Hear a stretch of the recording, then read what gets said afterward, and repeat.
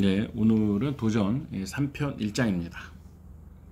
만유생명의 아버지요 큰 스승이신 상제님, 증산 상제님은 인간으로 강세하신 인존 천주이시니 후천 성경을 개벽하신 새 하늘의 하나님이시니라.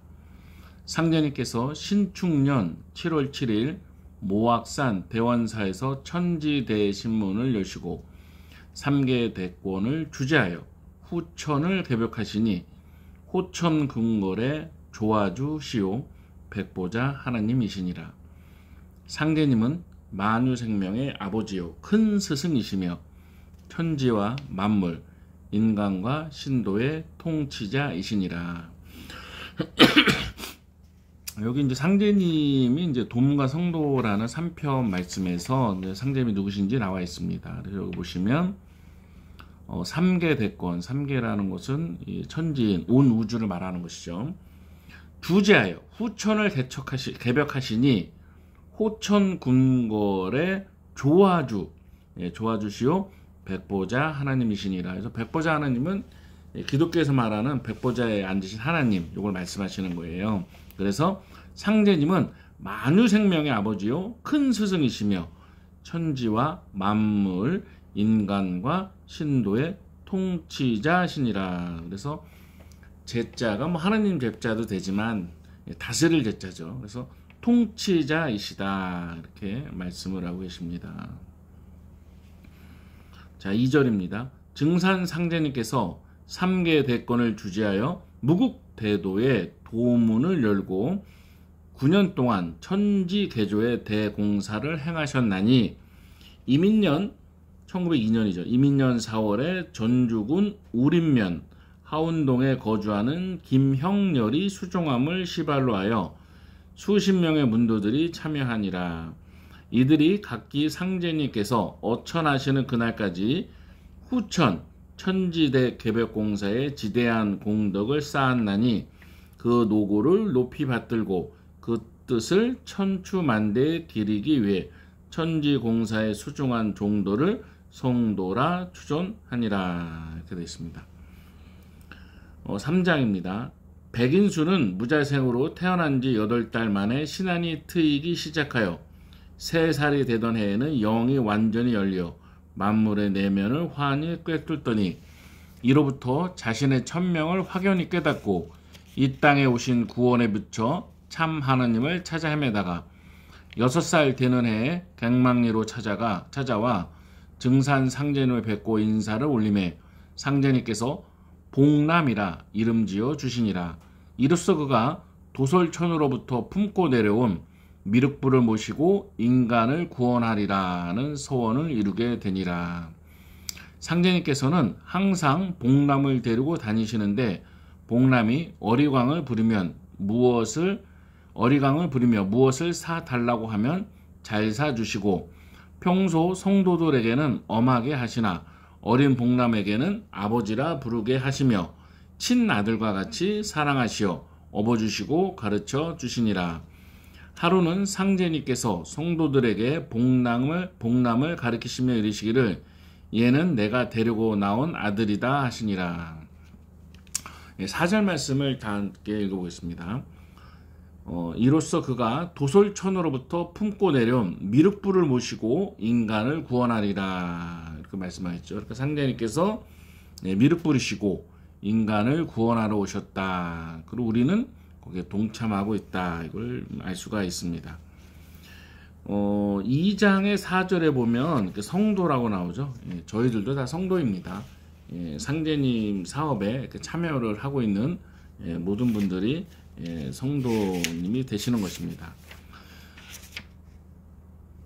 그 다음에 이제 4장을 보시면은 이제 김호연 성도님에 대해서 이제 나오십니다. 그래서 이 도전이 나오는 데는 김호연 성도님의 증언이 이렇게 꼭 참여가 돼서 이렇게 나오게 된 것이죠. 그래서 상제님께서 김호연 성도님과 그 다음에 백복남 성도님을 이렇게 계속 말씀을 이렇게 증언할 수 있게 같이 이렇게 다니셨다 하는 것을 알 수가 있습니다. 저는 성도라는 말을 좋아하는데요. 사람의 이제 정체성을 말을 할 때, 뭐, 변호사입니다, 뭐, 의사입니다, 뭐, 사장입니다, 뭐, 각기 이렇게 말을 하잖아요. 말을 하는데, 우리는 누구냐? 예, 인간으로 오신 미륵부처님, 하나님, 상제님의 성스러운 무리, 성도다. 이런 것이죠. 그러니까 우리의 정체성은 뭐다? 성도다 하는 것입니다. 삶을 살아가는데 정체성이 참 중요한 것 같아요. 예를 들어서 돈이나 어떤 직책이나 명예는 목적이 아니잖아요. 그거는 하나의 우리 살아가는 수단인데, 물론 뭐 목적처럼 이렇게 사는 사람들도 있죠. 방향성이 있지 않으면 돈을 벌거나 또는 어떤 위치에 가도 방황하는 분들이 많습니다. 우리는 왜 태어났는가? 이 사절이 참 멋집니다. 미륵부를 모시고 인간을 구원하리라 하는 서원을 이루게 되니라. 저희들도 이제 하늘에서 내려올 때 서원, 어떤 바라는 것이 있어서 내려왔을 겁니다. 물론 도전 말씀에 보면 너는 뭐해라, 너는 뭐해라, 너는 뭐해라 하고 하늘에서 태어날 때 사명을 준다고 합니다. 사명을 하늘에서 주는 것도 있고, 또한 이런 것도 있겠죠. 나는 무엇을 하고 싶다 하고 원하는 원을 세우고 플랜, 계획을 세우고 이제 우리는 태어났을 겁니다. 그럼 왜 태어났는가? 물론 뭐 돈 벌기 위해서 태어났다는 사람도 있겠지만, 글쎄요.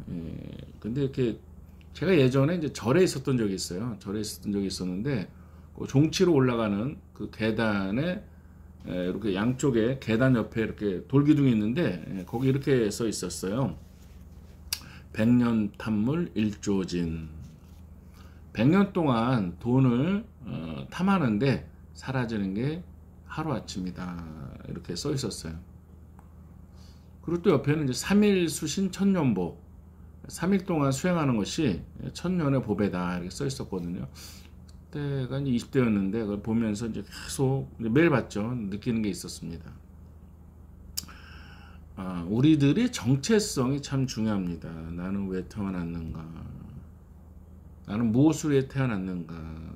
해서 물론 우리는 이제 사회생활을 해야 되니까 뭐 이렇게 직업을 가지고 또는 뭐 자영업을 가지고 자기의 이제 사회생활을 하면서 돈도 벌어야 되죠. 돈도 벌어야 되는데 또 가정에서 내 위치도 해야 되죠. 하지만 이제 근원적인 인간이라는 측면에서는 우리가 태어난 사명과 소원이 있다 이런 것입니다. 그래서 저는 이렇게 마음을 좀 닦고 진리를 바르게 깨닫고 이 중생에서 벗어나서 부처가 되는 것이 제 목표입니다. 계획이죠. 우리는 어떻게 하면 행복해질 수 있는가? 이게 어떤 물질만으로 사람이 행복해질 수 있는 건 아니에요.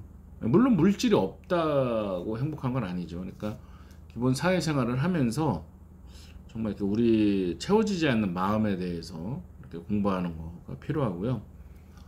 또 이렇게 태울주, 훔침치 태울천상운, 훔리치하도렴리사파 또는 뭐 운장주, 천하용 관원자기, 운장주 주문을 외우는 거는 이제 기도도 되고 또 이렇게 마음을 태울주는 마음 닦는 주문이다 이렇게 말씀하시잖아요. 마음도 닦게 되는 것이죠.